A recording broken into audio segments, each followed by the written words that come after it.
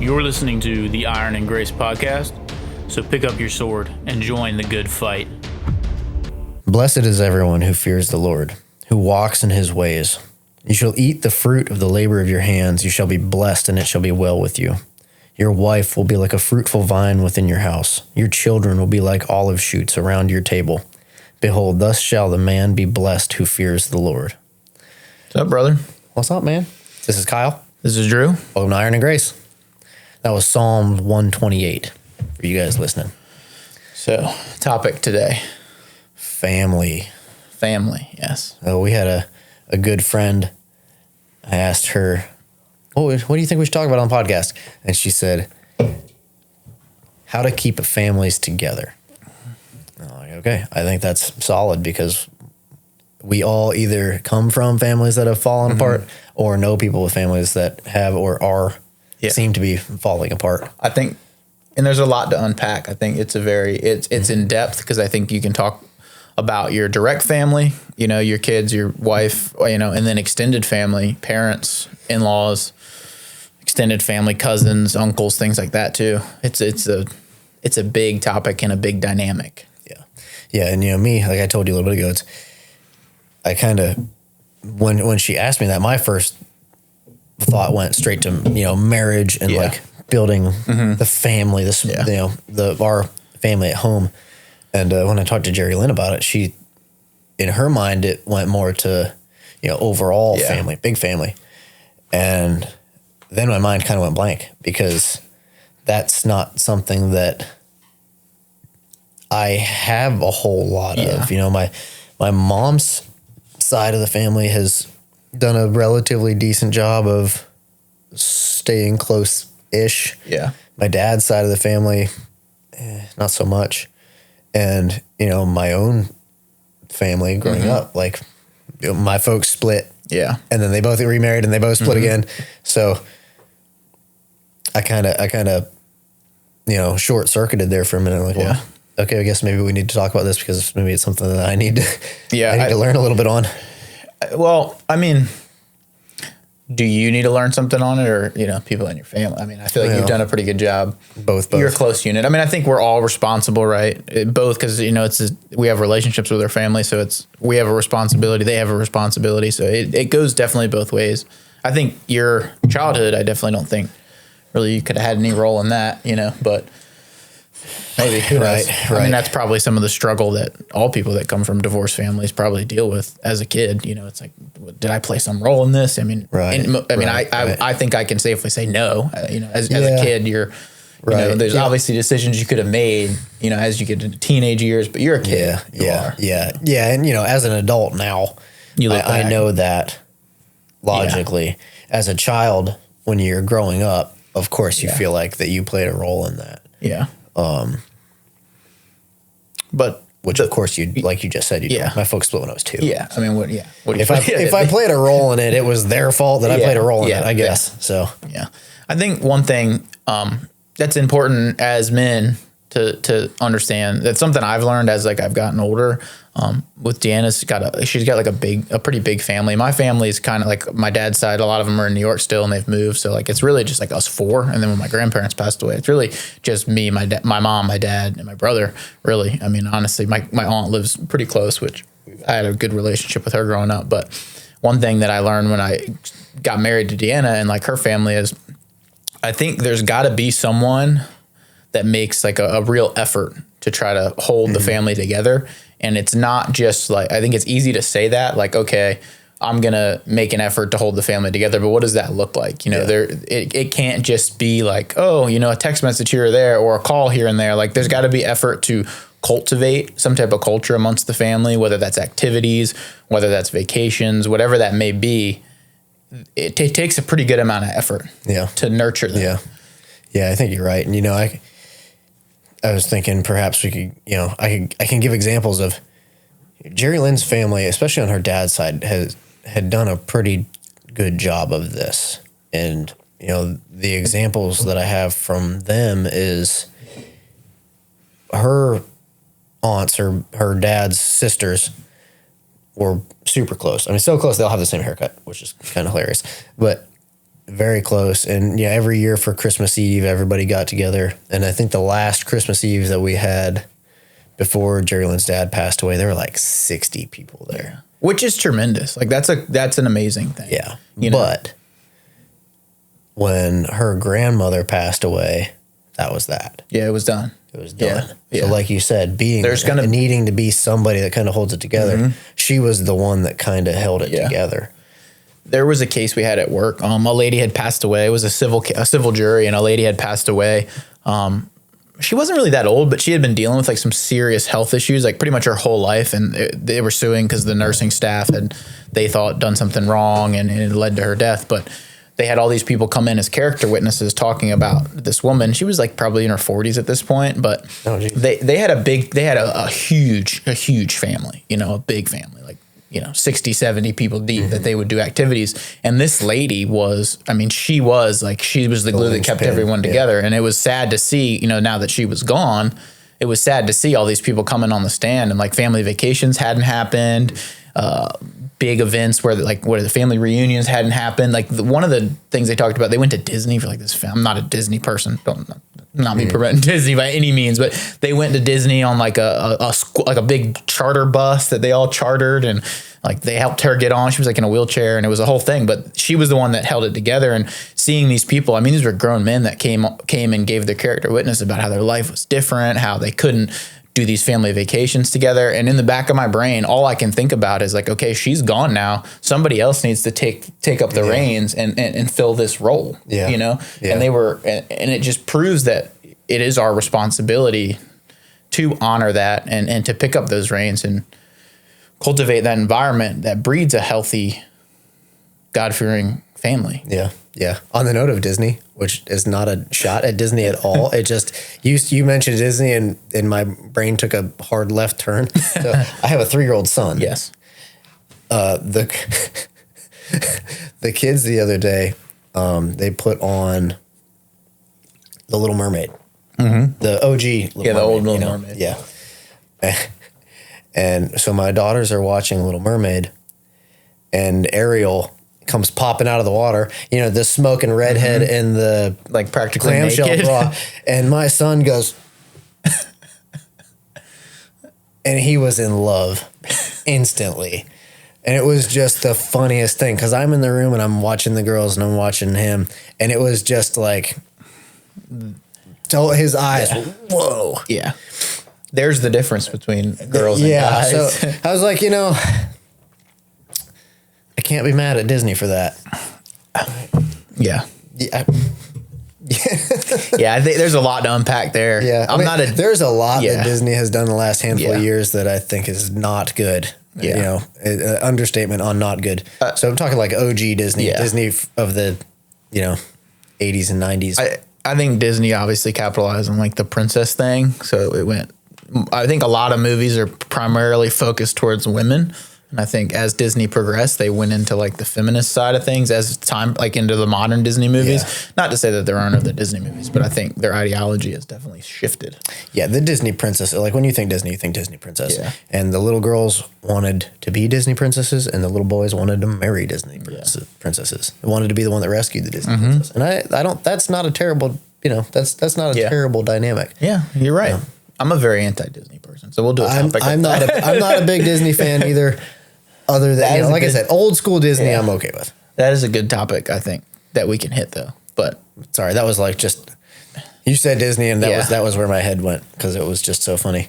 But I think, like, getting back to that, like, I think, speaking to men, like, I think men should, like, whether it's the woman's job or whether it's the man's job in the family, I think someone needs to pick up the reins in these type of environments and nurture that family dynamic, because I think it's very easy nowadays to just everyone to do their own thing and everyone to be separate and everyone to like divide up. We live in a world that you can kind of live anywhere. Back 100 years ago, people did stay together proximity wise, which one thing that I've really noticed, because our in-laws live across the street, is like the proximity does really matter. It makes a difference, you know, and you can bridge that gap when you don't live close, but it's just, it not saying that everyone has to live on a compound, but it does make a huge difference being close. Yeah. Well, and on my mom's my mom's family, they get together every year we call it a family. It's kind of a reunion, but we call it a family party. And both of my grandparents, both my mom's parents have passed away my grandfather just passed away, and my grandmother just passed away a few years ago. And they were, of course, those ones that everybody met at their house. And it was like that since I was little. Yeah. And now my mom's brother and his wife, my uncle Kit and my Aunt Sherry, they've kind of taken over that role, and everybody's meeting at their house. And they're doing the best they can to keep that going. And they're doing a pretty good job. But, I've got an aunt that lives in Colorado, and my sister lives in Wisconsin, and we've got family in Indiana, and we've got in New York, and like all of our families are all over the country. So, yeah, we get together once a year, or everybody that can make it gets together once a year. But outside of that, communication is pretty minimal. Some of them communicate more often than others, and I'm terrible about this. I mean, I don't talk to most of my family unless that time of year is coming and we're going that year. But like you said, proximity does make a difference. And I look at my kids, I've got 5 kids. I tell all of them all the time, like, I want each of you needs to have at least 5 kids. I want a bunch of grandbabies. I'm trying to start a nation here. Yeah. And I'm mostly joking, but I'm also kind of not. Yeah. I want that big family, and I hope that they stay relatively close. I mean, I don't want to limit them in where they go or discourage them from pursuing whatever it is that they feel like God's put on their heart to pursue. But, I want to have a table that's 50 feet long, absolutely. So we can all sit at it. Yeah. And, I've been trying to kind of run the wheels in my brain on that since Michelle asked us to talk about that. And, I spend a lot of time in my brain trying to think of how we're going to make that happen. Well, I don't want to say make it happen, because you can't just make it happen, but how to till the soil in such a way where it does happen. That can happen. Yeah. This was something that was always interesting to me. I listened to a lot of like Canon Press's stuff and Doug Wilson's stuff, and his daughter has a lot of content about this nurturing family dynamic, nurturing a family culture, really Christ-centered family culture, because if we're getting together and drinking and partying and doing all this craziness stuff, what glory is that? We're together, but does it really matter? I think there's a lot to unpack there, which we can hit in a second, but there's, we've got to, I think, like you said, you nurture and you plow that field. You can't force your children. You can't force family members to do things. But I think taking the initiative and planting those seeds and allowing those type of activities and cultures to grow inside your family. And that might just look like, I know one thing that they do, the Wilsons do, they've always done is like Sunday dinners. I think they call them Sabbath dinners or something, but the purpose is that it's a reason for everybody to get together, and they cook. And I mean, it takes a lot. I mean, like I know Deanna's grandmother, she was always like the matriarch because she was a single mom, but she could prepare food for like an army. She was good at it. Like she was the lady that did that. And I think those are skill sets that are kind of like lost today, but somebody has to fill that role, and that takes a lot of work, So setting up those responsibilities and duties, and people are going to come if the food's good and there's good conversation, and as Christians, we're God honoring in this type of fellowship, and hopefully even if we have family members that aren't, we want an environment that they want to come to, just kind of selfishly, the food's good, right. It's fun. It's a good environment. It's safe. It's respectable. It's peaceful, and it's loving. We want to build that type of environment so that people are driven to come. Because I think it's easy. Like I'm a very like introverted individual type person. So it's hard for me to do those type of things. And then I have anxiety from work that like large groups kind of bother me. So it's important, I think, when you have all different types of people coming to these events to not just make it like a simple thing. Like you really have to put effort into what you're doing, just like you would with your vocation or work. Yeah. Well, and as you're saying that, I'm trying to run through like, okay, how could I do that in my life? And the reality is that's really hard. It is. I mean, hard to the point where, you know, if I told Jerry Lynn, well, like we've got Mateo and Michelle coming over for breakfast tomorrow. Yeah. They'll come over for breakfast and we'll watch a church service. You know, we'll spend some time together. And even though I know Jerry Lynn knows it's not necessary, she's going to be stressed cleaning the house. Yeah. You know, that's, which, Yeah. you know, and they're like family to us. We consider them family. So it's not necessary. They can go over to a messy house and they don't care. We have 5 kids. Our house is always messy. For all you dads and moms out there with multiple kids, it's okay for your house to be messy. Yeah. But so for us to go, okay, we're going to have family dinner at our house every Sunday. That means Jerry Lynn needs to start on Thursday getting the house ready. It's a lot. And it's a lot. And it's not just a lot, but it's borderline impossible with young kids. Like that's just the reality. And to tell her, hey, we need to do this every week. There's no way. Yeah, it's a lot. But,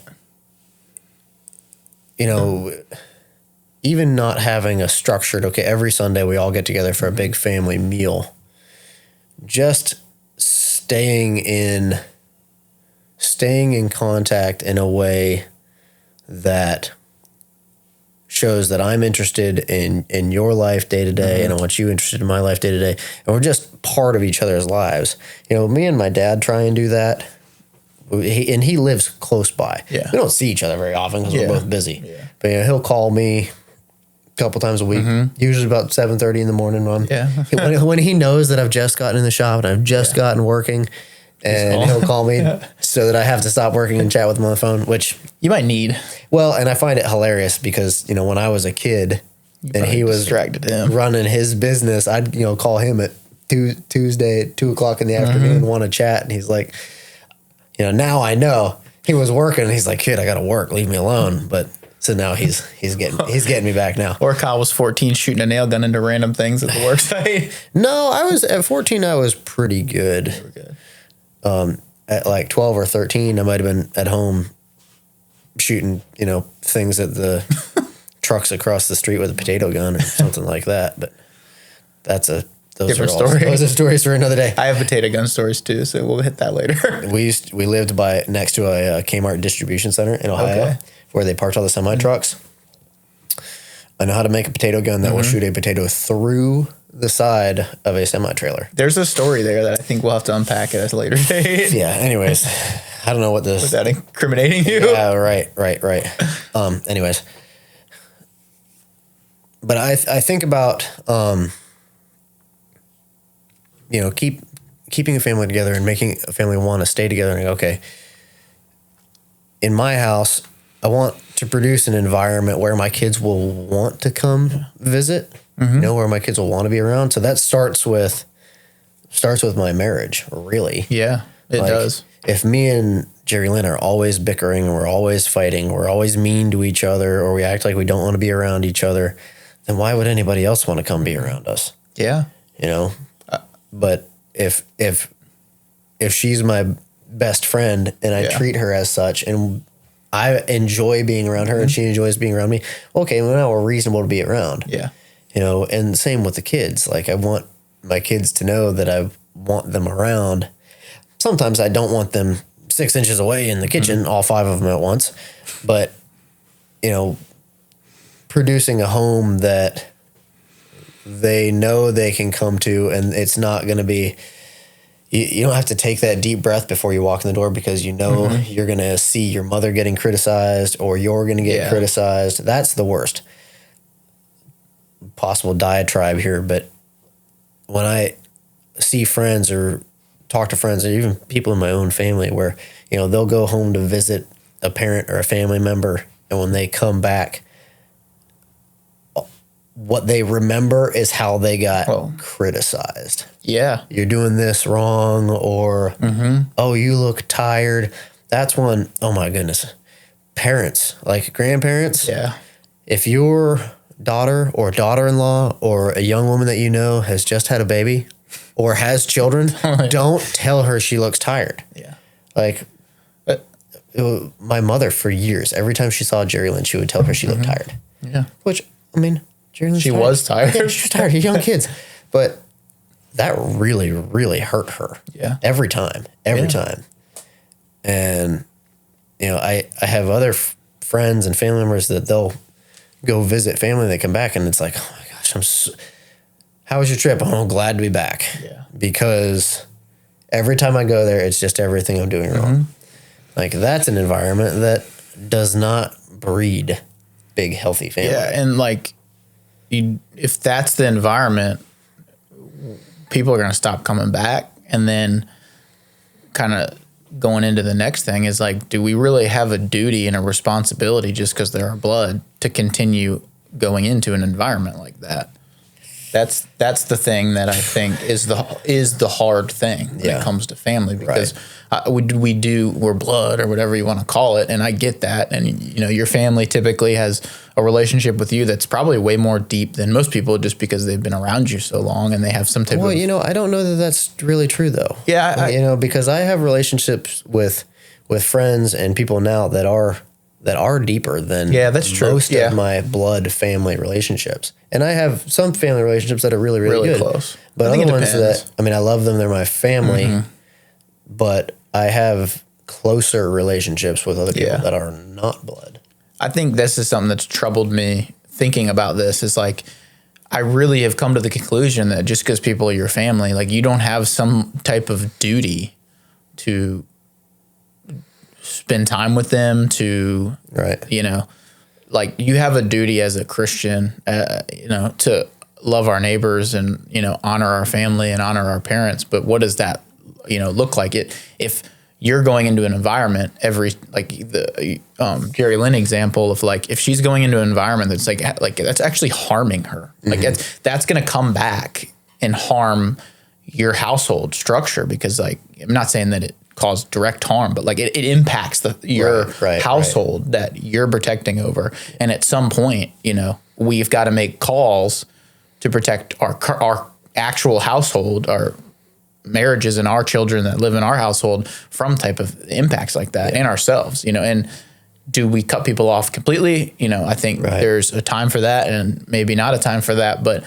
to just have this blind, like, oh, they're family, I really believe like that's just incorrect. Well, and like in the case of my mom saying that to Jerry Lynn, I needed to give her a little bit more credit, because she wasn't trying to be hurtful. It was just her way of thinking she was making conversation. I think she figured it out because she hasn't done it in several years. Although Jerry Lynn looks, for having 5 kids, that woman looks fantastic. Which is how we know 5 kids. But there is something to be said for families that struggle a whole lot and still stick together too. That's Jerry Lynn's other side of the family, her mom's side of the family. There's been all kinds of stuff in that family, and there all kinds of stuff, you name it, but they always seem to come back together. Yeah.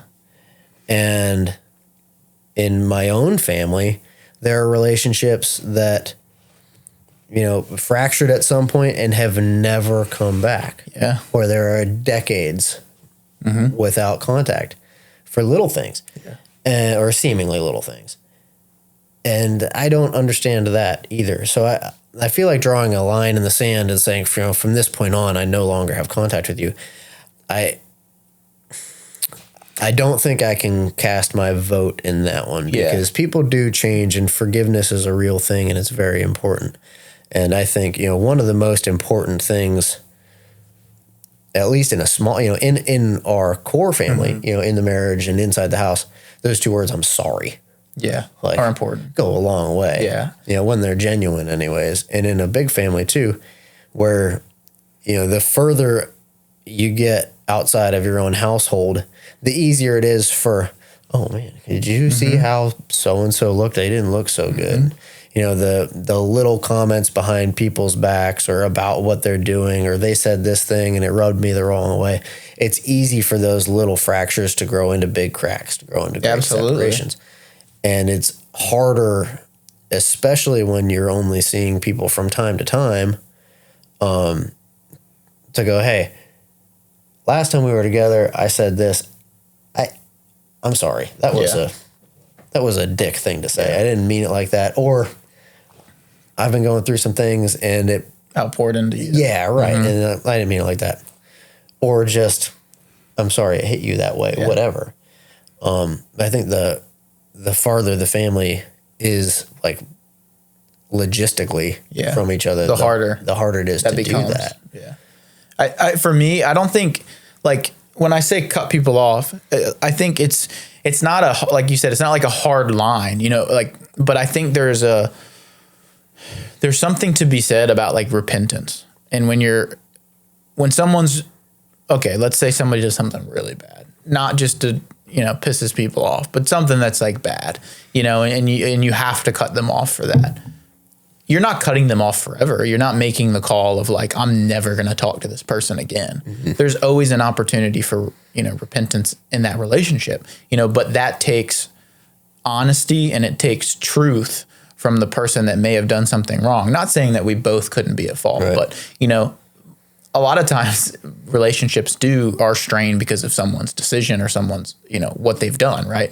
And I think in our world, there's like a lot of empathy and like fakeness, shallowness almost. Yeah. And it's like we have issues regardless of whether they're one-sided or not. And instead of addressing those issues throughout and trying to come to truth from those issues, we kind of just fake it, and have this type of fake relationship that just continues on over time versus actually hashing out the issue. Right. And God honoring truth, coming to the absolute truth, because truth exists. It's not like you have your truth and I have my truth. That it's not like that. So we should always be trying to honor that in our relationships. And if somebody breaks that or goes astray from that, it's their responsibility to when you do mess up, to apologize and come back from that. And it might not even be like something they did wrong or like perception, like your perception is that they did it wrong, but is it like a sin or against the law or something? It might not be, but you've got to have honest communication, because you can't just continue on when there's some type of rut and just like pretend it didn't happen, because it's always going to grow, like you said, and bitterness is going to grow inside of people. There's a necessary communication that's got to happen. Well, okay. And I have an example in my head. I don't want to mention it specifically because it's a thing in my family that I don't necessarily want to discuss the whole thing. But at some point there was a separation, and it's been many, many, many years since these two have talked.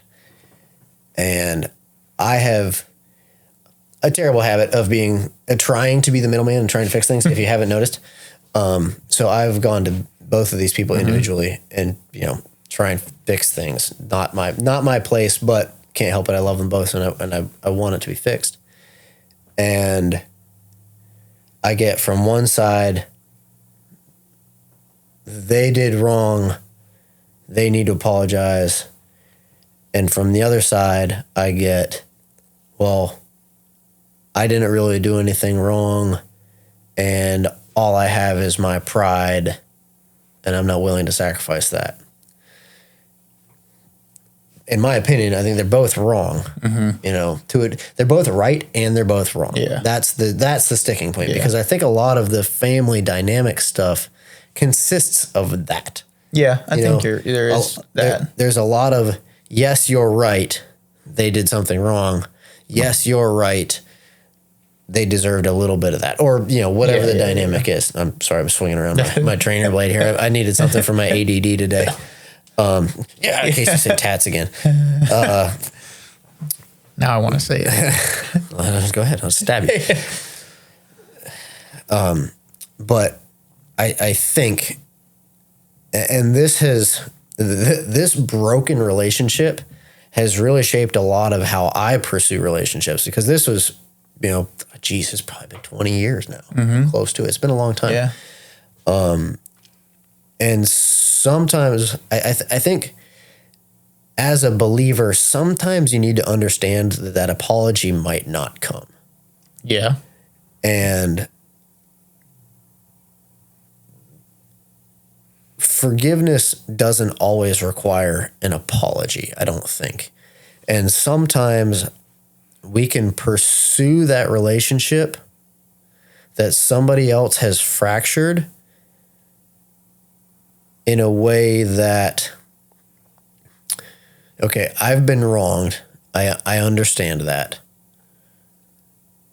I know that they don't see that they've wronged me, or they're not willing to fess up to it. Yeah. You know, obviously that causes me pain, but I'm going to do my best to pursue a relationship with them that can heal that wound. Yeah. Even if we're never able to directly address that thing, which is not a good thing. It should be addressed. Yeah. At some point, it should be addressed. But if I can pursue this relationship in such a way that, you know, kind of like a marriage, there's nothing that Jerry Lynn's going to do to me that's going to make me stop pursuing her in marriage. Mm-hmm. So every relationship outside of that is less important. Mm-hmm. You know, you've got your marriage relationship, then possibly your parents, then possibly your siblings, and out from there. I'm not exactly sure what the hierarchy there should be, but something like that. And, you know, if it's a relationship that is worth being in, or you want to be in, then being willing to pursue that relationship with the understanding that, okay, I'm a broken person, they're a broken person, they're not going to get this right, I'm not going to get this right. I'm still going to pursue the relationship, and hopefully I can strengthen it in such a way where eventually we can address this issue, heal that wound completely, and get past it. But even if we can't necessarily address this, maybe that means our relationship is modified and we stay away from that area of life. Maybe it means some level of distance, emotionally, physically. But the idea of, well, they did me wrong, they're not apologizing, I'm not willing to forgive them unless they apologize, hits me really, really hard, because I've personally seen that, and I see the ripples and the wounds that both of them carry from that is, to me, is evident and obvious. I don't know if you know, I'm sure they both think about it every day. I know one of them does. I wonder too, like, I think there's small scale things, you know, there's like small things that, like, I did something to you, I don't think I did something wrong, you think I did something wrong, I don't apologize. Like, we can move forward from that, you know, and I don't really like the term, but like the agree to disagree term, like I think it's a weird term. I'm a very like white and black type person. I'm not like, I'm not a very gray area person. Like, but I think there's a lot of times, at least, I mean, I know I've done it, you know, that we know that like we did something wrong and we know that we should apologize. But I think this is a men issue too. For some reason, we just can't. It's our pride, our ego. Pride, and I think what you're speaking to there is it is a reason that we shouldn't just cut people off completely, right? Because they might never say they're sorry for what they did, but it may be evident through their actions that they are, you know, and if we cut people off completely, you know, we lose that relationship with them. And I think there is some degree of relationship that needs to be had. I think there's situations that you can cut people off from, and I think there are situations. And when I say cut people off from, I don't mean like they did something really wrong and, you know, it's to the gravity that we cut them off, you know. Maybe I'm getting outside of like what would happen in a family, but like there's always an opportunity for like the prodigal son, right? There's always an opportunity for that. Always. Like there's never a time that doesn't happen. Yeah, you know, and you say that, and the prodigal son, the father let him go. Yes. And he didn't pursue him until he saw him coming back. So and he was coming back repentful. Yeah. You know, and I'm not saying like that's a large scale thing too. Like his actions were more large scale than like we like our relationships. We bicker and battle over the little things that like on a Christ's level, it's like, what are you doing? Right. You know, but like they divide us. And I think it's important to keep our spirit in check and really be honest about what we're divided over. Yeah. You know? Yeah. And, you know, to be fair, caveat, because I don't know if the internet's brutal, exceptions to the rules. Like if there's certain levels of abuse or sexual misconduct, things like that, that's another story. That's yes. you know, But Christ himself said, Yeah. it's better for a millstone to be hung around your neck and cast into the depths of the sea than to harm one of these little ones. So, yeah, that's a whole nother thing. But there's a balancing act, though, even with an example that's so evil and so spiritually wicked as that. There's a protection, right? Like if that happened in your family, you have an absolute obligation as a man, as a human, to protect whoever that happened to. Yeah. So if if that person 25 years from now came back and is super repentful, has been honored their responsibilities for what they've done time, the consequences of their actions have been fulfilled, there's hope for them. I mean, obviously there's salvation for them, even if they've done evil, right, through Christ, but there's hope for them in their relationships. That does not mean that we expose people to those things. Right. There's a level of protection that when evil things like that happen that you have to have. But that doesn't mean, here's an example. Like, so let's say there's a living victim, right? But let's say somebody was murdered in a family and it was bad. That person goes to jail for 60 years or whatever it is, and they get out and they're a completely changed person. There's hope for them in the relationships that they have with their family. Mm-hmm. I don't know whether it's the family's responsibility to like, okay, we're here, what do you got to say, type of thing. Right. I don't know. I mean, maybe something like that. You murdered somebody's sister.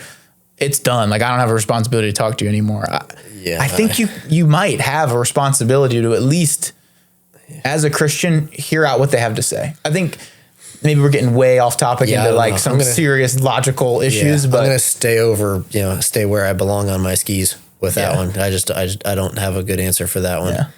But, inside the realm of not that level of divide. Yeah. Right. But just in the family dynamic again, I think most of the things that we feel so wronged by are really so minimal. I think so. Like, even the things that really, really, really piss us off, generally speaking, if I thought about it, the things that have happened in my family that I've been really mad about, like, generally they're really not that big of a deal.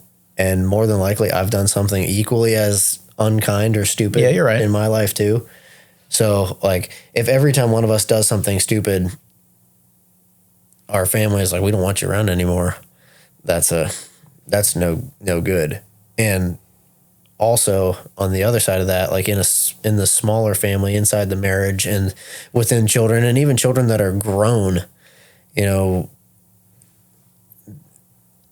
offering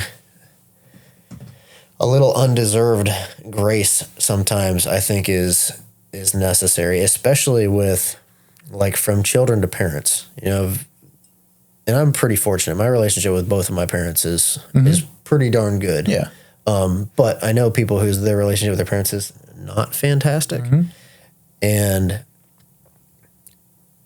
I think sometimes as you get older, you start to see your parents' mistakes in a different way. Yeah. And it gets really easy to judge our parents for the things that they did or didn't do to us or for us in our childhood, thinking towards them with the knowledge that we think we have now. I haven't raised children to adulthood yet. Mm-hmm. I've got a teenager now, so I'm getting there. Mm-hmm. But there are things that I haven't been through yet. Yeah. And there are things that I'm dealing with that I know my parents dealt with, and I'm trying to deal with them in the best way that I can. Sometimes it's very similar to the way my parents dealt with it. Sometimes it's not. Yeah. But starting to understand that none of us really have this thing 100% figured out. Mm-hmm. So, okay, your mom was harsher than she should have been with her words, or like Jerry Lynn. She's Jerry Lynn. She's a very good looking woman. Mm-hmm. Her parents never once told her she was pretty. Yeah. Never. I don't think they told her she looked pretty on our wedding day. Yeah. And she carries that to this day. Not on purpose, but, she doesn't believe that it's like that country song, She Don't Know She's Beautiful. Yeah. And, it makes me angry because I love her and I see the way that the harm it's caused. Harm it's caused. And even now when she talks with her mother and the frustration that I can see in her voice. And she's trying to be loving and understanding as best as she can because, you know, she understands from an outside perspective now what her mother went through and all those things. But, you know, the way her mom was raised, there were things that her parents said and did to her that made her the way she is. So we all carry the lessons and the scars that we were given in our childhood, as do our parents and their parents and their parents. So we may have learned from good example, bad example, how we think kids should be raised. Well, so did they, and they were figuring out the best they could. So you bring that into adulthood, and sometimes those habits don't change. You know, sometimes mom still says something that just cuts you straight to the soul because a parent has the ability, especially a mother to a daughter, has the ability to do that like no one else. Is it on purpose? Is she trying to get a point across? Does she not understand how deep that cuts? Yeah. I don't know. You probably don't know either. I think it speaks to communication. How many times does that happen in families that they don't even know what they're doing is stabbing you? Right. They don't know because nobody's, or there are times that they do, but we've got to have that communication. Like you've got to and it, sometimes it doesn't, it might not go the way you want it to. But like, look, when you say that, it hurts my feelings and it affects our relationship. They might be like, well, you're being sensitive. Stop being a baby. You know, and that didn't go the way you wanted it to. And then they keep saying it, you know, and that's the type of thing that, okay, at what point do we perhaps I'm not gonna at that point create some distance. But what type of distance? That's but that's the type of thing that without that communication, you can't, I don't think you can truly build loving, nurturing relationships without that because they're fake. There's some level of, not to say you have to spill out everything like that bothers you to people, but like there's a level of insincerity that comes from harboring that. And like I've talked about in the past, like when that builds the bitterness, and bitterness continues to build in you. And our goal is not to distance ourselves from them. But if we don't communicate, our bitterness builds towards that person. And then in the long run, we do distance ourselves from them. And then they don't even have any idea why we distance from them. You know, I think it's very important to have that conversation and honor that truth of, okay, it is hurting my feelings, what you're saying. Maybe they are being sensitive, but as a loving family member or neighbor, we should not coddle them, but if it's something that they're sensitive to, we should respect that, you know? And most of the time it's stupid stuff. It's generally that stupid you don't stuff. even really need to say. Sometimes the stupid stuff is the stuff that seems to cut the worst. It's not stupid to them. Right. Well, and I guess what I mean is not so much to ignore it, but understanding that like there are certain things about my parents I'm never going to change. You know? And we can have this conversation. Look, I would really prefer you not say that. And it's funny because the older I get, the more blunt I get. And I'm just like, hey, stop. Don't say that. But also the older I get, the more I just don't care.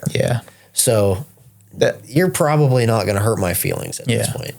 And I think there's a level of, you know, as you get older, and so this is where I think the husband comes in, especially for a young woman. Because we carry our own stuff and we carry it in a, you know, the different way. The way we carry it. Women carry it differently. And, you know, I think the husband's job especially with a young wife, is to bolster his wife, you know?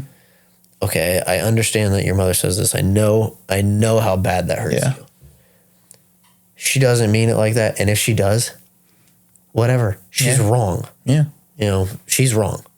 She can say that. She can think that. I know the facts. The facts. And that's, you know, I've been through that with Jerry Lynn quite a bit. Like, you know, I've tried for the last 20 years to convince her that she's beautiful and that she's worthwhile and that she's a good mom and all the things that, you know, she'd been told that she wasn't. And it doesn't make it hurt less when they're said, but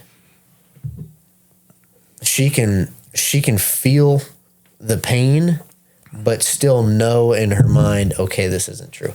And it makes the pain stick around for a lot less time. Yeah. You know, so I think, like you said, it's good. It's good to build up the courage to say, hey, could you not say that? You know, this is, and sometimes you got to say, this is something that has bothered me since I was a child. Yeah. Give some weight to it. Yeah. And maybe they go, well, obviously I didn't raise you tough enough, and you need to be prepared for that. Yeah. Because that's going to hurt. And you're okay. Well, I've said my part. I know this is coming. What do I do with this now? And what you do with that now is you kind of let it slide off your back. Yeah. The best you have to. And when you build a family, you now have a tool in your toolbox. I know how bad this hurt. I'm not going to do this with my kids. And when you screw up and do it, because we have a tendency to repeat the things that we were taught as children. When you screw up and do it, you tell your kid, I'm sorry. That was wrong. I know that was hurtful. And this is why I know it was hurtful. I didn't mean it. You are worthwhile. You are beautiful. You know, whatever the thing is. And I think, and I keep threatening you with this, I think there's a lot there, because changing people is hard. Yeah. And we can't. I mean, we can and we can't. I cannot change you. You know, I cannot change somebody else. I can change me. You know, I can try and influence the best I can, but it's pretty rare that you're going to influence somebody to make a major change. So you do like you said, and I think that's pretty powerful to just be honest about it. Look, this is what this is doing to me. This is the way it makes me want to not pursue this relationship. Do with that what you will, but I have to guard myself, my family from this as much as I can. And I think it's very important. Like you said there was something that stuck out. The facts. Jerry Lynn's not ugly. She's not a bad mom. She's done a tremendous job. She's had 5 children. You know, she's still beautiful.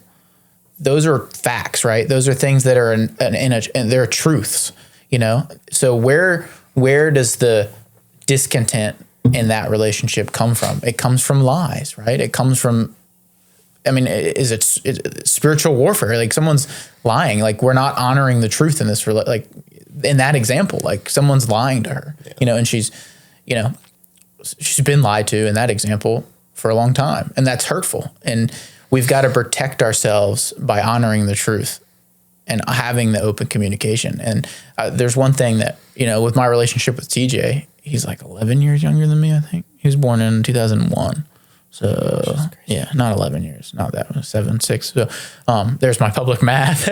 But, you know, when me and Deanna started dating, we got engaged, you know, TJ was in the like adolescent age, you know, and then I'm not TJ's dad, but I felt like I was an influential person in TJ's life. And I took a lot of responsibility in that, you know, especially as once we were married and TJ was in that like 18 to 19 age, like I really took it upon myself. Like I do have a responsibility as an older male in his life. And I think it's extremely important. One thing that I've learned from our relationship is it's important to exhort and to congratulate and to honor people for the things that they do good. Yeah. You know, not just oh, you're pretty or whatever, but like, you know, you have done a tremendous job. You know, you are a great mom because she is, you know, like it's important to honor those things. I think in our world, it's very easy to just like nitpick and to break down and to have the like, don't be a sissy mentality. But people, especially young people, they need to be congratulated. There needs to be a sense of victory, because why do we do anything we do without that, you know? Yeah. Yeah. And not for nothing, you know, like, because like you said earlier about being genuine. Yeah. Like we can tell when it's just. Yeah. But there's times that it is, I mean, it is genuine. Like, like I hate to just like continue to drill Jerry Lynn, but like, it's like, I think she's awesome. Yeah, we can talk about but her like, you know, she does something amazing. You know, she's got a gaggle of children and she does something really cool that, you know, she does something that's above goes above and beyond, which I feel like having 5 kids is going above and beyond all the time. But yesterday she got 5 kids ready to do the Christmas dance they did a dance at the old folks home in Hertford, and then they did the Christmas tree lighting in Hertford outside in the rain and 30 degrees. And I had a class going on at the shop. I was teaching. So like I wasn't there for any of it. She got all 5 kids ready. She didn't complain. She just got it done. She got them there on time. She even stopped here to give me a kiss before she went. Like that was tough. And the guys were awesome. They left early so that I could go and be there, which was great. But something like that. It's like, dude, if you were a crappy mom, you'd be like, well, there's just no way I'm going to get you there. It's going to be what it is going to be. But she's not. She gets them there. She makes it happen. And like you said, as husband, it's your duty to like tell her like, man, that was tremendous. Look what you did. This is freaking awesome.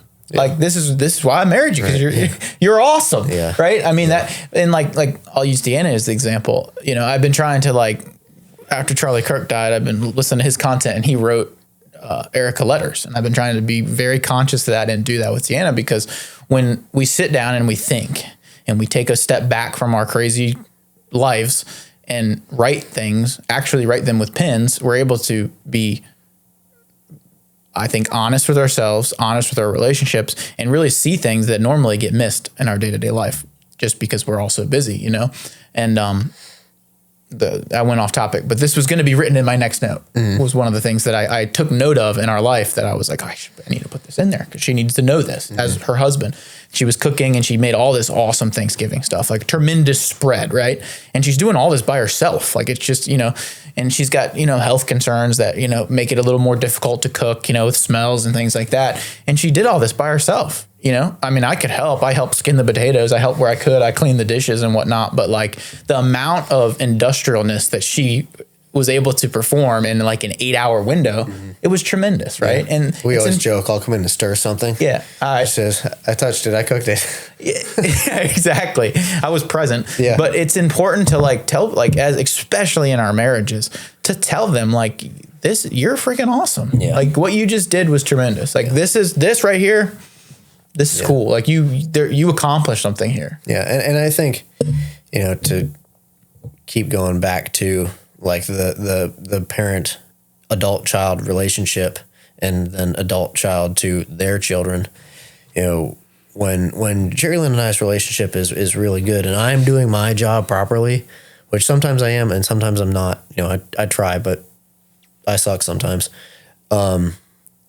It makes it easier for her to deal with the other relationships inside all of the family, her family, my family, the family. Yeah. It makes it easier for her to deal with the tougher parts of the relationship because she's got supports under her. Yeah. She's bolstered up a little bit.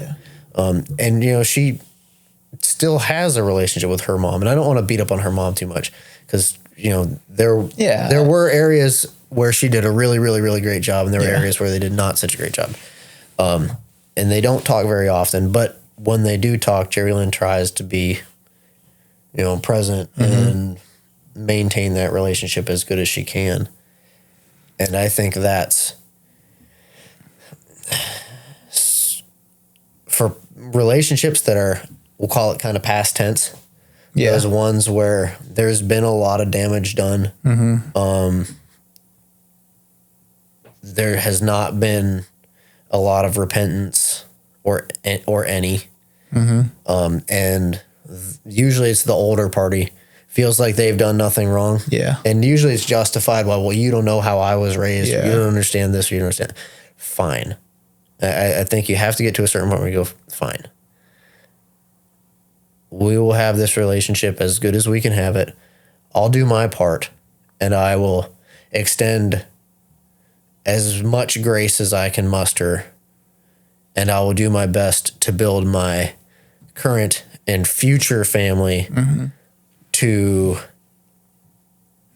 strength and health that maybe ours isn't capable of. Yeah.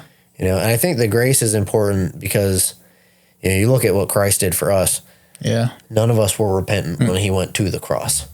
Yeah. You know, he loved us and he extended grace and mercy to us while we were the ones driving the nails into the cross. So, you know, in our imperfect way, I think we have to have a little bit of that mindset when we consider the relationships that hurt the most, you know? I think too, that's a good example, you know, of their repentance, or you could just be wrong. Like they might not need to, you know, repent. Like you could be wrong. So there's always that, but that happens a lot. Yeah, it happens a lot. And you have to be humble enough to understand that you may be the problem.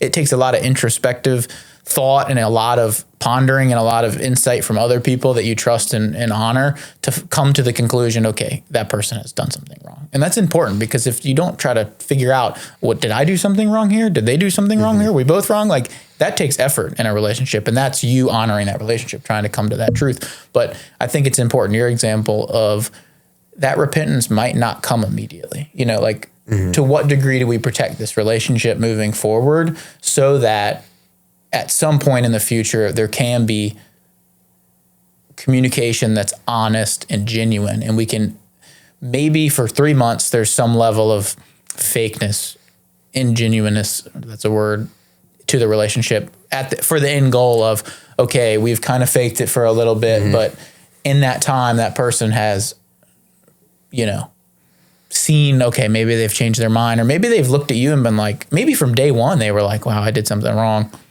but I can't admit to it. And they've looked at you and been like, you know, they've been full of grace, they've been humble, and they've honored this relationship. It's time for me to like be honest with myself and tell them like, look, I've screwed up. A lot of times, but probably more often than not, the person who did the wrong thing has no idea that they actually did something wrong. Yeah. And it's probably as big of a deal as it is to us, to them, it probably wasn't a big deal. Yeah. So if you can get to the point where you realize, oh, that actually wasn't a big deal. Yeah. Yeah.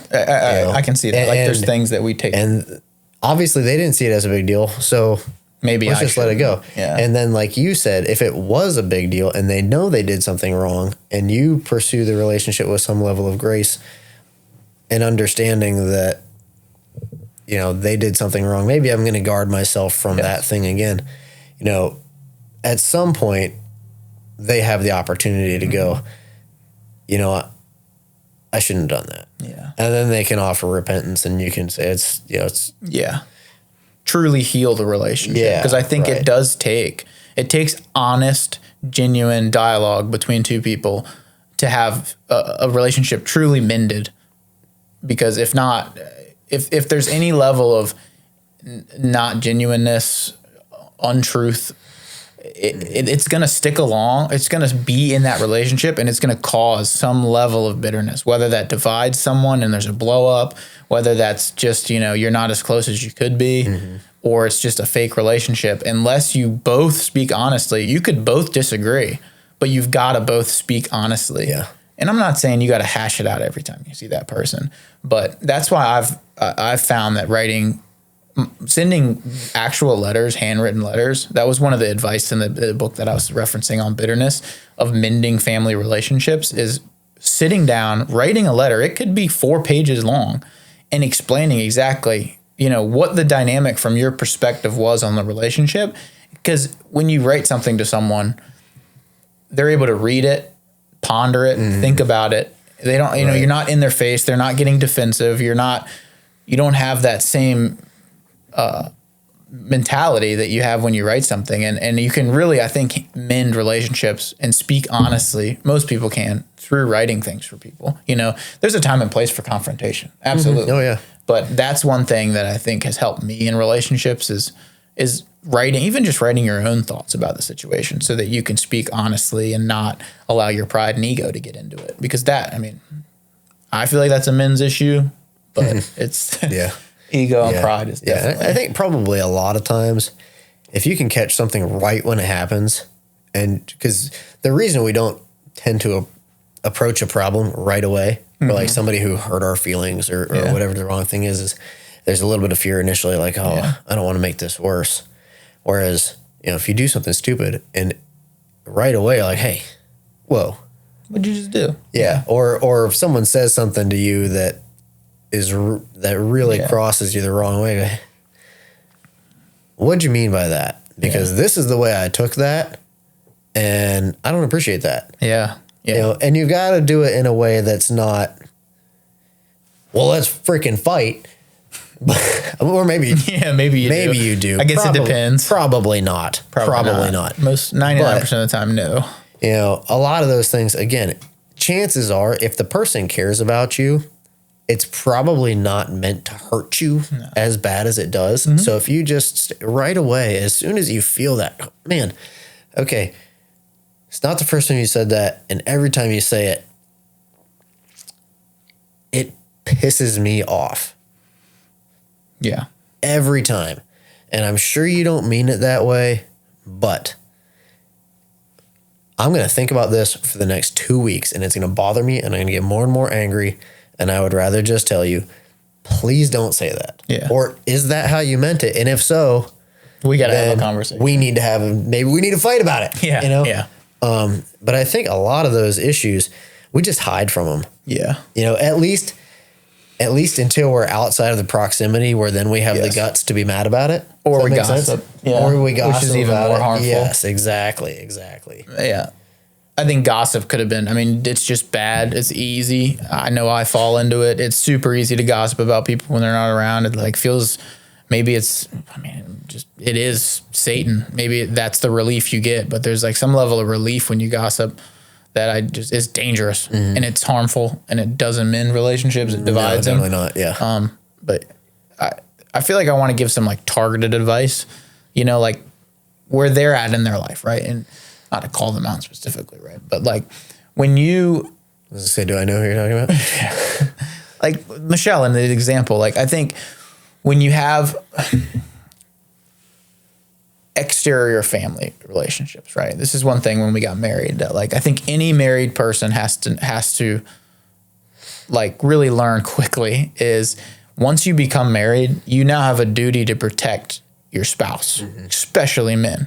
Women do have a duty to protect their spouse I think it comes in a different way. Yeah. But when you're done with this thought, yeah, we could talk about that because that's super important. You have to, now, it's not just you. So letting it roll off your back or just ignoring it, while that may work for you, you now have a whole nother person. You may have 5 children that it affects.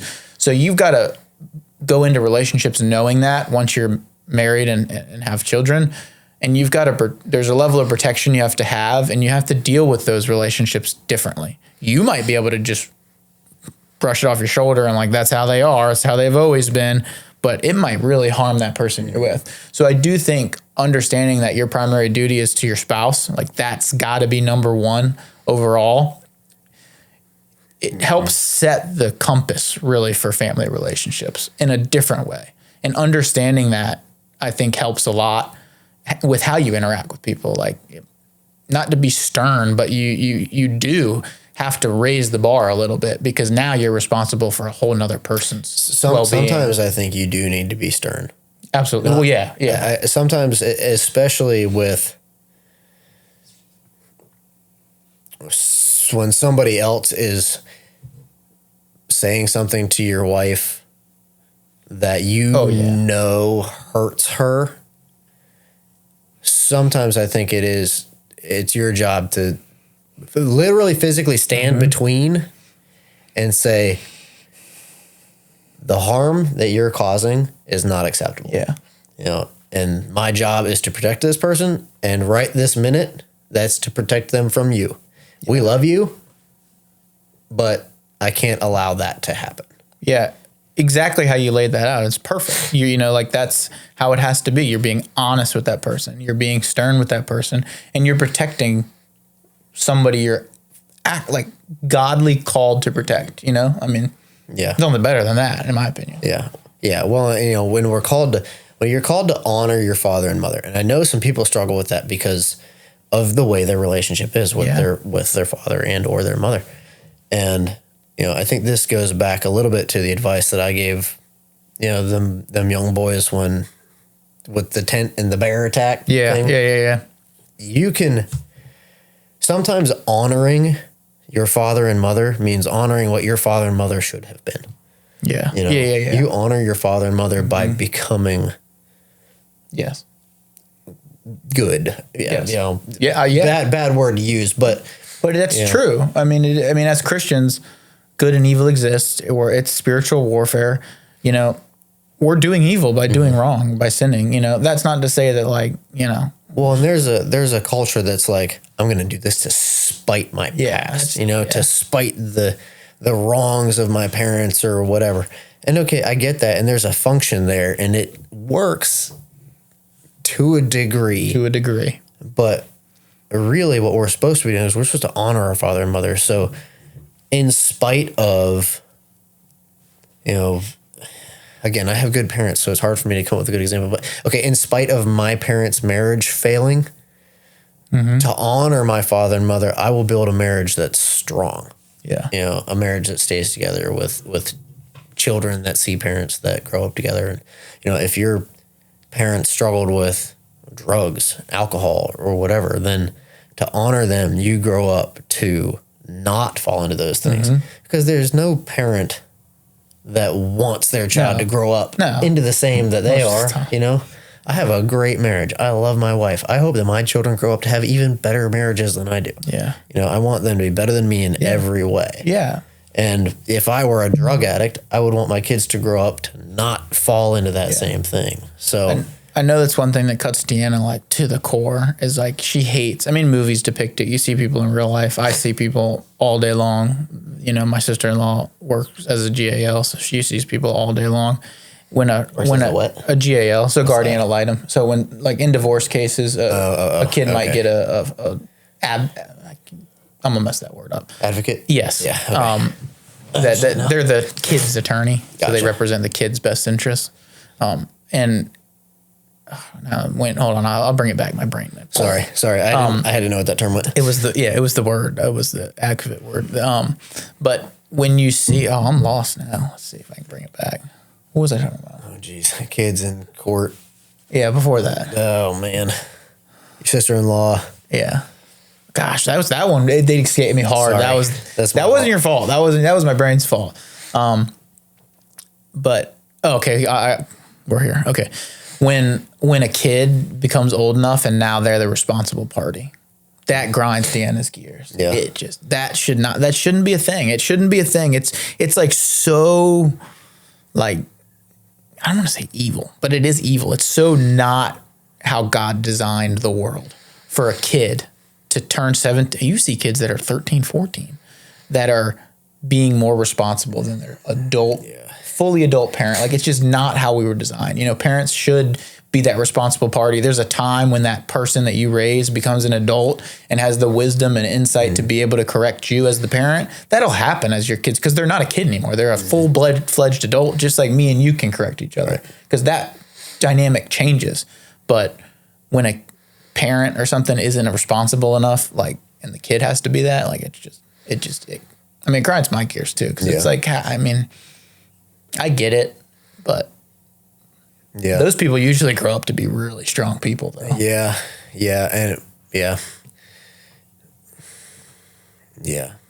There is a point, which is different than what you were talking about there, but there is a point when you become an adult, and you just said it. You get to the point where, just like you and I can correct each other, we can speak to each other as peers. You know, at this point, my parents still have knowledge and wisdom that I don't have from, 30 more years of life than me. But at this point, we're peers. Yes. I don't need them to support me in any way. You know, I would like their support. I would, every son wants his dad to be proud of him, all that. Yes. But at the end of the day, I don't need them to survive. Yeah. They don't need me to survive. We're peers. Yes. So when you come to the point where, okay, you can see that relationship as more of a peer-to-peer relationship, and I think at that point, maybe some of that pain that's inflicted by some of the coarse words or the things that are said they don't cut quite as deep when whatever, Mom. Yeah. That's fine. Yeah. You don't have the power over me anymore to hurt me in that way. Yes. Now, I told you I wanted to talk a little about the wife's role in protecting the husband. And it's not a physical protection, but a mental and a spiritual protection, I think, is what we get from our wives. And that's a wife has the ability to speak into her husband's soul when she says, you make me feel safe when you do this, or it makes me proud that you're my husband the way you handle this. Yes. Or even just as simple as I'm glad I have you.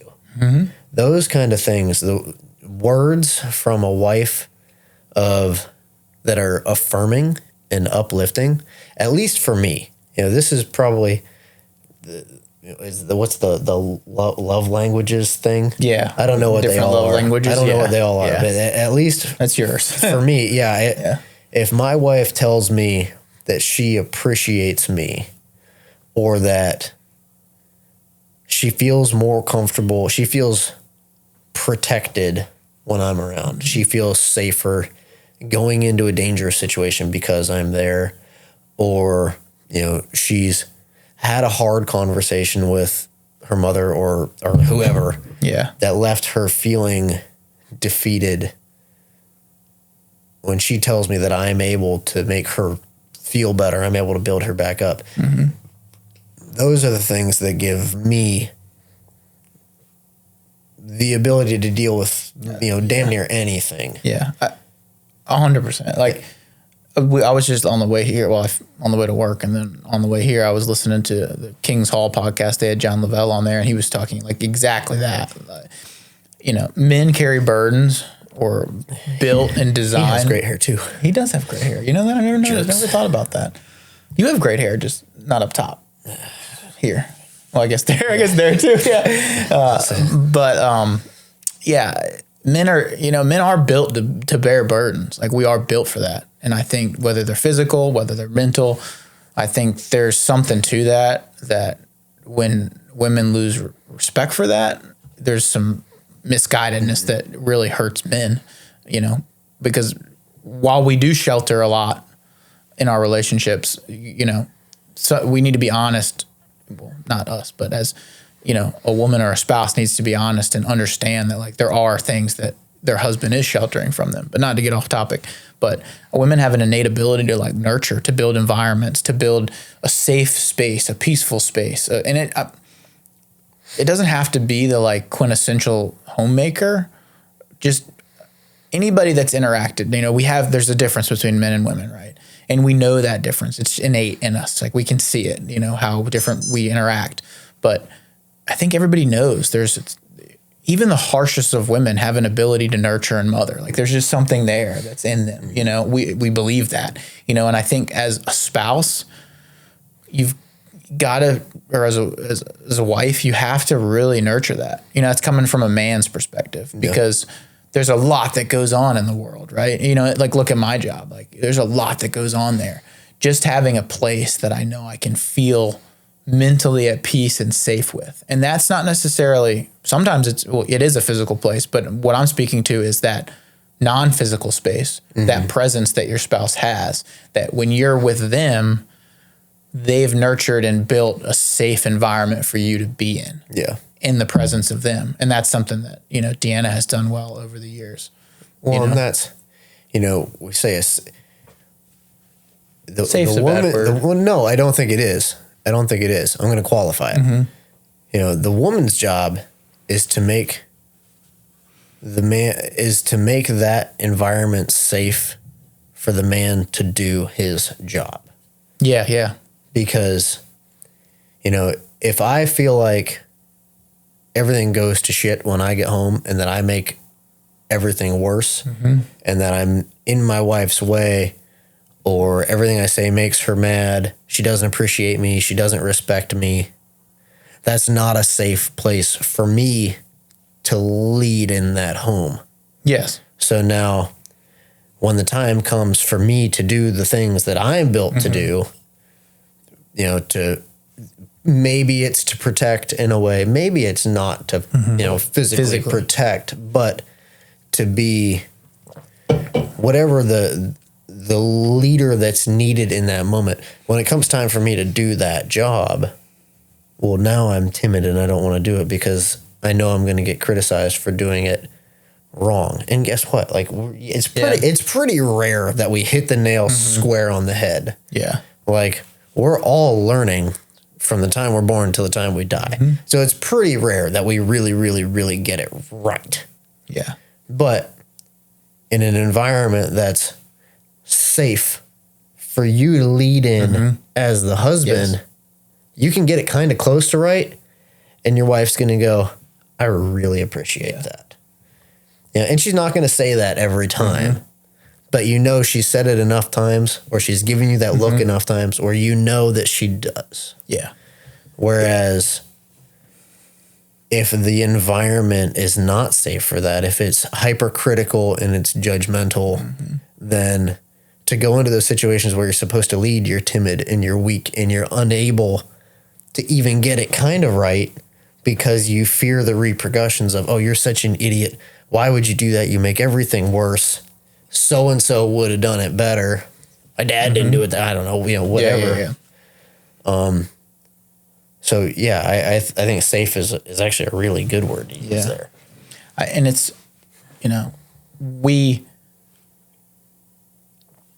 a wife we can find rest in, I think is a good way to put it, to find peace in that presence, in the relationship with them. Like it's a grounding that we have that we don't have elsewhere. Maybe you do, but most of the time we have troubles. Like when you look at a household as a unit, right? I've heard people talk about like the house should serve the people in it, right? Like that's the purpose of our houses. We should build our physical house, our conversation with my house, like the building of my house, because it's not doing that. Yes, and that's something that I've needed to address too with our house. But like it should serve so that we can come to it, and that wife is a huge part of that.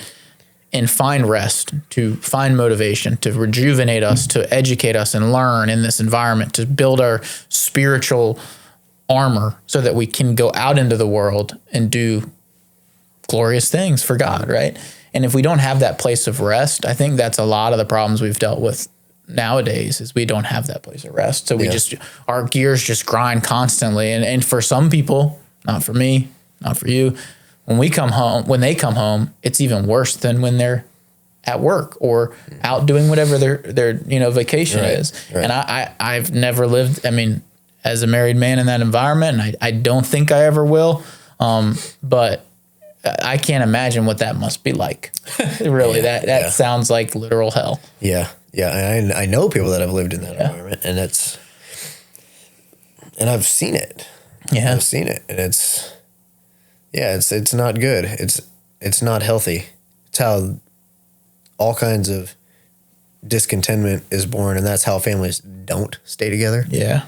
But just to like make it realistic, because we talk about things like this, and I think the internet in general talks about things like this, people with great intentions, and like I just said how Jerry Lynn builds me up and she says all these things that are affirming. It's very rare that she's like, Kyle, I'm really proud of what you do. And I really appreciate everything you do for my family, because she would find that to be really corny and she'd feel really uncomfortable doing it. So like, I understand your wife, your husband, like are human, and everybody gives these things in their own way, in the best that they can. So don't necessarily expect that exact, exact conversation. Yeah. And I just feel like I need to qualify that, because I listen to a lot of the Christian podcasts and even some of the not Christian podcasts. And it's one of the things that burns me just a little bit is sometimes I'll listen to the way these guys talk about their wives, their families, or what they do in day to day, and I'm like, she really says that like that? If that's true, it's kind of weird because it just like they're a feels tape like player. scripted. It feels scripted, and life's not scripted. Like generally, again, it's pretty rare that we hit the nail square on the head. Our wives are also human. So, you know, we have to extend that same grace to them. Like absolutely. they're probably not going to hit the nail square on the head every time. And in your human way, try and hit these marks the best you can. Yeah. You know? Yeah. And like you said, I think wives, husbands, the most important thing is that you're conscious of these things and that you're making an effort, whether it's saying it like that or whether it's through your actions, how you carry yourself, how you interact with them. It's knowing that these things are real and that you should make an effort as a spouse to give that impression, whichever way whether it's like you're scriptedly saying it or whether it's some other way. Yeah. We should be making efforts to create that type of environment for our spouse. I think we went way left to center, I think. at the end, though. Just at the end. I think we did a good job staying on topic for most of it. But that's why we cut off in an hour, because now we're at an hour 22, and I feel like the 22 might have been off topic. Maybe. It's good stuff, I feel like. I don't know. Do you have anything going on that's not... Because that ended up a little bit darker than I'd... A little bit. I wanted it to be super uplifting. So hopefully whoever's listening finds that finds the positive in that it's not all about dealing with the dark stuff and the frustration stuff. There's tons of time. Next episode we do should be like the absolute positive stuff about family, not dealing with the bad stuff. But I'll wrap my little section up because maybe I created the dark environment there. But I think we both whatever. I'm the one holding the knife. So. Know that we deal with darkness, we deal with evil, in this world to come to the light, right? To have joy, to have, we fight for truth, we fight for these things so that we can live in joy, and we as Christians and as men, it's important for us to possess joy even in the dark moments. And I think that is what helps lift us out of them. And we should always be striving to lift ourselves out of them. And I think it's easy in whatever world we live in now to just fester in depression, it's in our music, it's in our culture, it's in everything, but we can't do that. We've got to be the light and lift ourselves out. And that's how you have to go into all the relationships with our family, knowing that sometimes they don't work out. Sometimes they may become divisive and, you've got to protect the people that you're responsible for, but we're always seeking that kingdom, God's kingdom at the end of the road, that joyful, light-filled place. Yeah. Yeah. And I would say, especially to the young ones that are just getting ready to start their families, you can build the family that you want. That's super important. And it's so much, it's super fun to do. It's super exciting to do. It's really frustrating and really scary sometimes. But regardless of, what you grew up with, if you've got a big family and everybody's tight together and everybody gets along, freaking awesome. That's fantastic. Get married, have kids, add to that big family. If you've got a family that's divisive and broken and disconnected, that's okay. Do what you can with those relationships. Extend grace as you can. Be to them as Christ is to us as much as you can. And concentrate on building your family to what you want it to be. Build a marriage that the words, I'm sorry and I love you, are often used, overused. Say I love you to the point where it's annoying and mean it every single time. And pursue your spouse. Husbands, pursue your wife. Pursue her heart. Pursue making her feel beautiful and wanted and good. Pursue making her feel like a good wife. wives, pursue, like Drew said, making a safe environment for your husband to lead in, because he wants, I'll just say it. He wants to be the leader that you want him to be, but you have to produce an environment where he can do that in. So let him know in whatever way you can that you appreciate his work, the work that pays the bills. If he's the one that's working, even if you're both working, generally the man's work is a little bit different than the woman's work. And even if it's not, even if it's easier, he appreciates your work. Let him know that you appreciate his, and let him know somehow that you appreciate that he's the one standing at the gate of your relationship. And when you have kids, kiss in front of your kids. Make sure that your kids know that you love each other, that you want each other around, and that you appreciate each other. Yeah, it was tremendous. I think that's huge. Yeah. I think that's huge. Well, this has been Iron and Grace. Have a great one, guys. Hopefully Kyle doesn't stab me when the mic goes off. Yeah. I'm better with a knife than Drew is. I train with this. We know that. Have a good one, guys.